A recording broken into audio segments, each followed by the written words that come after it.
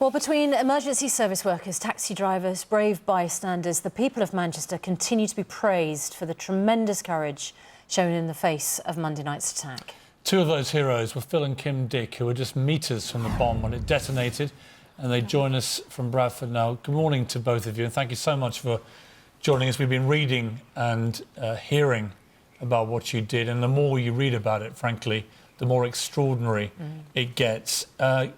Kim, just tell us, in your own words, exactly what happened.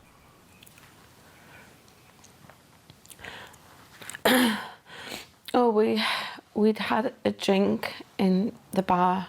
We'd been around Manchester while we waited for our girls. We dropped them off in the foyer of the arena and we said we'd pick them up from there. And we were having a last drink in the bar in the Manchester Victoria. Then we went up to the foyer with a few, other parents that were waiting for the children, waiting in anticipation for the happy faces to come out and tell us what a brilliant time they'd had. They were all so excited.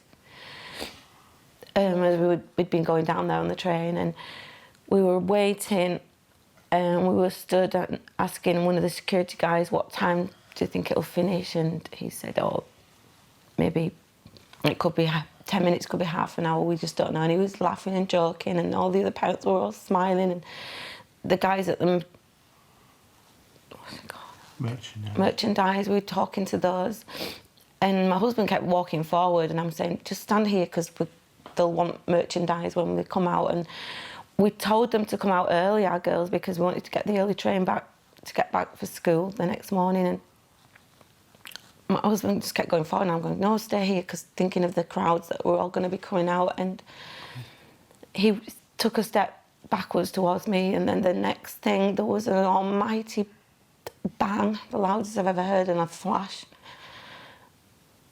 And then there were just bodies everywhere. We got thrown to the floor, and then there was just bodies everywhere, and there's deathly silence. When the bomb had gone off and we'd picked ourselves up, I mean, it was just...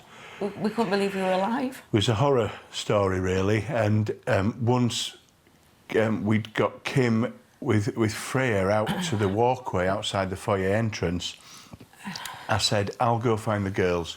You just look after this little girl, and so I went back in. I answered my phone, I saw Tammy come up on the phone, and I was so relieved. I mean, I was sat there, I was praying, Lord, and be alive and help, to all the injured, that they'd be okay. And I grabbed the phone with one hand, and I was shouting, oh, thank God you're alive, and where's Sasha? And she said she's with me. I could hear all the mayhem in the background, obviously in the arena, where she was, or whatever, and then I was telling her, Dad's looking for you. I mean, it transpires afterwards, she thought Dad was missing, but I knew she was alive and she was safe.